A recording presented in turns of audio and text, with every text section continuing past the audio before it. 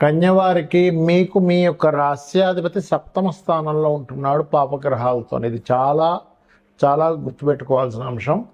అష్టమంలో రవి శుక్రులు, ఆ యొక్క శుక్రులు భాగ్యస్థానంలోకి వస్తాడు మీ రాశి నుంచి. దశమ స్థానంలో గురువు ఉన్నాడు, 12లో కేతువు. ఈ యొక్క చంద్రుడు మీకు 16వ తేదీ నుంచి ఎండింగ్ వరకు సప్తమాంశ రాశి వరకు తిరుగుతాడు.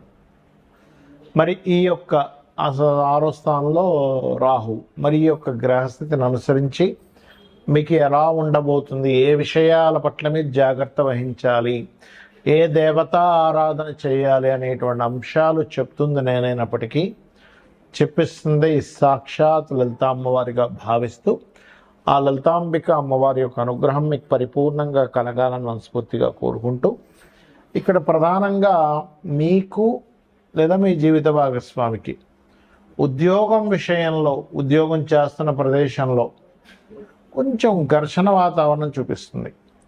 మరియు బంధువర్గం వారిలో ఎవరినైనా సరే వివాహం చేసుకుందాం అనుకునే విషయంలోని ఈ విషయాల పట్ల ఖచ్చితంగా జాగ్రత్తగా ఉండాలి, గుర్తుపెట్టుకోండి. మరి ధన సంబంధించిన విషయాలు ఎలా ఉండబోతుంది? ధనాధిపతి అష్టమంలో ఉన్నప్పటికీ 19వ తేదీ నుంచి భాగ్యంలోకి వస్తున్నాడు కాబట్టి ధన విషయాల్లో చాలా బాగుంటాయి. చేసేటువంటి ఉద్యోగంలో కూడా మీరు కనుక సరిగ్గా ప్రయత్నం చేసినట్లయితే ఉద్యోగంలో జీతం పెరిగేటువంటి యోగం కూడా కనిపిస్తుంది. ఎవరితోనైనా మీరు మాట్లాడేటప్పుడు పార్ట్నర్షిప్స్లోని వివాహ ప్రయత్నాలు, వివాహ జీవిత భాగస్వామిని ఎంపిక చేసుకునేటువంటి అంశాలలోని ఖచ్చితంగా మీరు జాగ్రత్త వహించాలి ఇక్కడ. అలాగే పోటీ పరీక్షల్లో బాగా రాణిస్తారు, అందులో ఎటువంటి సందేహం లేదు. మరియు అదేవిధంగా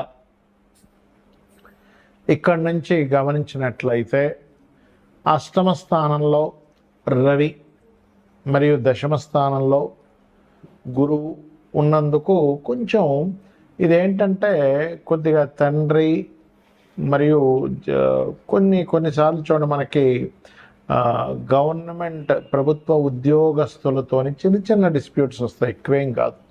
ఎందుకంటే భాగ్యాధిపతి భాగ్యంలోకి వస్తున్నాడు కాబట్టి ఎట్టి పరిస్థితుల్లో కూడా మీరు పార్ట్నర్షిప్స్ మరియు జీవిత భాగస్వామిని ఎంపిక చేసుకునే అంశంలో 16, 17 తేదీలు చాలా జాగ్రత్తగా ఉండండి, గుర్తుపెట్టుకోండి.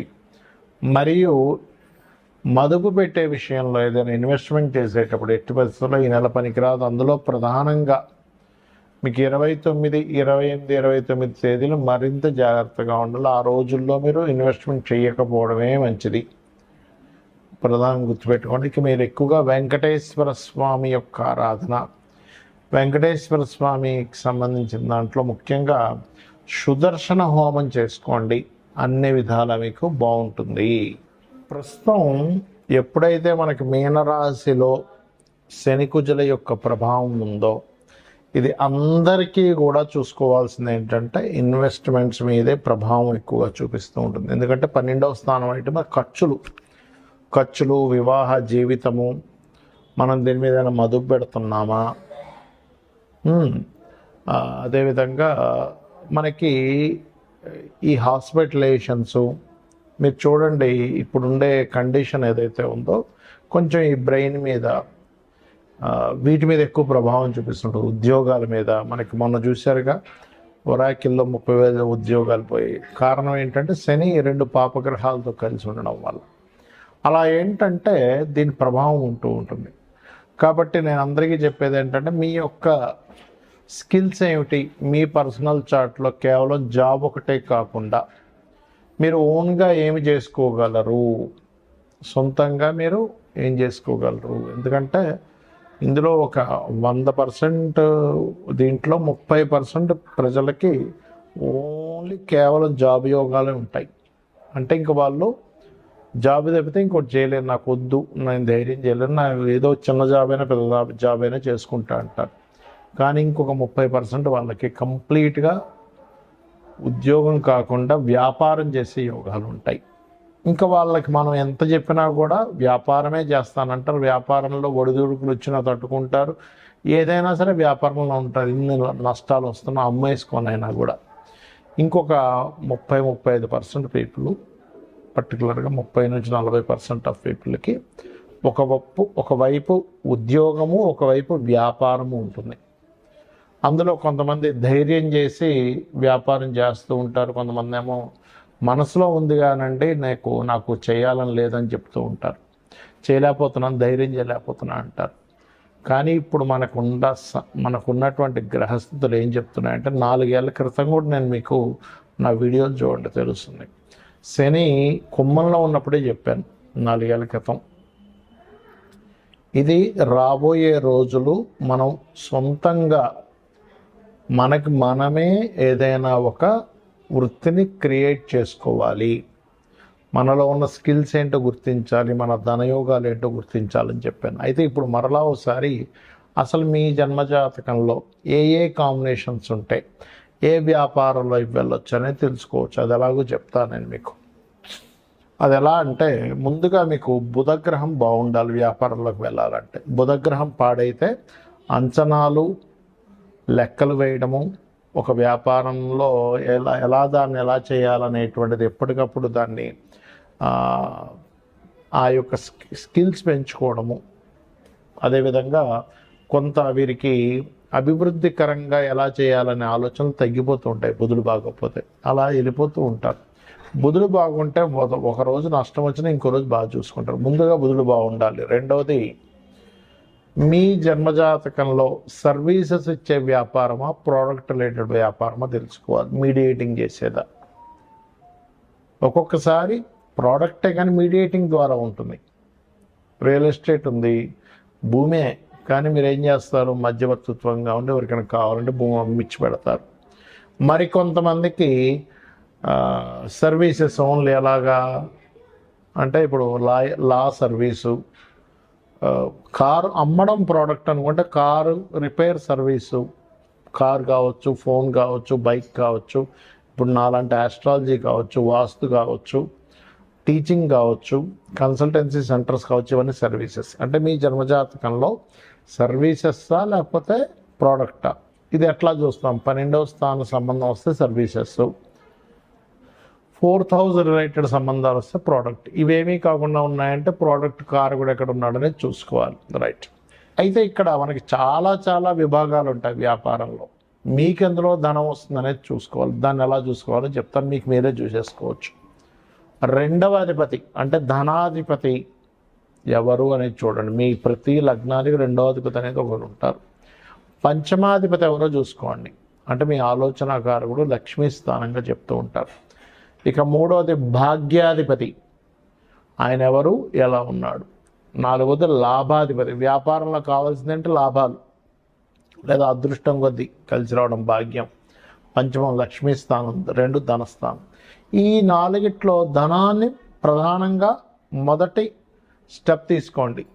ఫస్ట్ సెకండ్ లార్డ్ ఎవరు, సెకండ్ పోర్ట్ఫోలియో ఎవరికి వచ్చింది, ఆయన వెళ్ళి ఏ గ్రహంతో కలిశాడు, ఆయన కుదరలేదు, తర్వాత భాగ్యాధిపతి, తర్వాత లాభాధిపతి, లేదా లాస్ట్లో పంచమాధిపతి చూసుకోవచ్చు.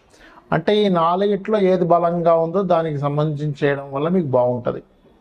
అయితే ఇక్కడ ఈ అధిపతి ఎవరితో కలిశారో చూసుకోవాలి. రవితో కలిసి ఉన్నాడు లేదా రవి రాశుల్లో ఉన్నాడు. మీరు ఖచ్చితంగా ఆరోగ్యాన్ని ఇచ్చేటువంటి వ్యాపారం ఏదైనా చేయొచ్చు. అంటే ఏముంటాయి ఆరోగ్యాన్ని ఇచ్చేది? హాస్పిటల్స్ పెట్టుకుంటారా, మెడికల్ షాప్ పెట్టుకుంటారా, జిమ్ములు పెట్టుకుంటారా, న్యూట్రిషన్ అవుతారా, ఆర్ఎంపీ డాక్టర్ అవుతారా, ఆయుర్వేదంలోకి వెళ్తారా, హోమియోపతిలోకి వెళ్తారా, లేకపోతే యోగా థెరపీస్ లాంటివి నేర్పిస్తారా? అంటే మీరు చేసేటువంటి వృత్తి ఏదైతే ఉంటుందో ఖచ్చితంగా ఆరోగ్యానికి సంబంధించింది ఉంటుంది. ఫుడ్ పెట్టుకున్న ఆరోగ్యానికి సంబంధించిన ఫుడ్, హెల్దీ ఫుడ్. రైట్. ఇక రెండో దానిలోకి వెళ్దాం.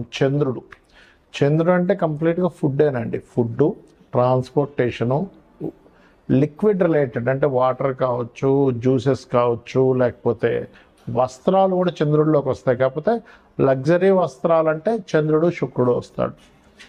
అలా మారుతూ ఉంటుంది. ఇక మానసిక రోగులు ఉంటారు కొంతమందికి, చిన్నపిల్లల డాక్టర్లు, అదేవిధంగా మెడిటేషన్స్ నేర్పించడము, మానసిక శాస్త్రవేత్తలు అవ్వడము, ప్రయాణాల ద్వారా, టూరిజమ్స్ ద్వారా. అయితే ఇందులో మళ్ళీ ఎలాంటి టూరిజమ్స్ అంటే మళ్ళీ గురువు రాశుల్లో ఉంటే ఆధ్యాత్మిక సంబంధించిన టూరిజమ్స్ ఉంటాయి అట్లా. ఇక మూడవది కుజుడు ఉన్నాడు. మీ ధనాన్ని ఇచ్చే కారకుడితో కుజుడు కనెక్టివిటీ ఉంది.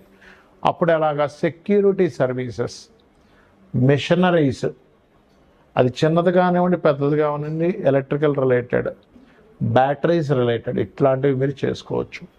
ఇక బుధుడు కంప్లీట్గా మీడియేటింగ్, మధ్యవర్తిత్వంగా అడ్వర్టైజ్మెంట్స్, ఇట్లాంటివన్నీ కూడా మార్కెటింగ్ రిలేటెడ్, యాడ్ ఏజెన్సీస్, ఇవన్నీ. ఇక గురువు అంటే ఏంటి? గురుత్వము. మీరు ఎవరికైతే ఏదైతే నేర్పిస్తున్నారో, మీరు ఎవరికైతే ఏదైతే చెప్తున్నారో, ఈ గురుత్వ సంబంధించినటువంటివి మీకు ధనయోగాన్ని ఇచ్చేదంతా కూడా గురువు. అందులో కన్సల్టెన్సీస్ ఉంటాయి, లా ఉంటుంది, ఫైనాన్షియల్ అడ్వైజర్స్ ఉంటారు, నేర్పించడం ఏదైనా గురువు. ఇక శుక్రుడు అంటే ఏమిటి? అందానికి సంబంధించింది. అంటే ప్రధానంగా మీకు ఇక్కడ